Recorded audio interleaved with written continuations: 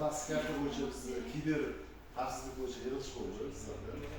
Har bir odam misol uchun hozir 99% odamlar plastik kartalar o'zida. Shundan juda ham qattiq e'tiborli bo'lish kerak. Kodini har kimga beraveradi. Birov misol uchun qarzim bor, rasmini tashlab desa shunday rasmini tashlab mana bunaqa tashlab desangiz bu hamma dalillarni olib, siz nomingizga kreditdan rasmlashtirib olish mumkin.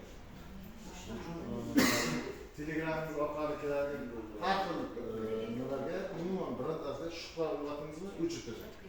Kirsangiz shuna o'zingiz siz dalilingizni oladida kartangizda hamma pulni yechib oladi. Mana shunga juda ham e'tiborli bo'ling.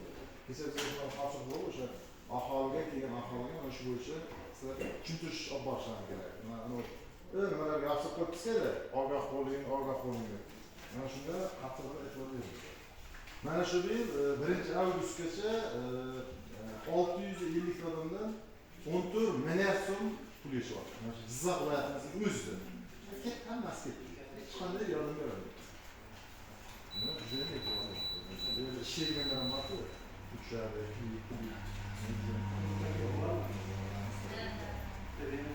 hop, bir martalik to'lov 0.5. Bizda 2 milliongacha 10 ming bo'ladi.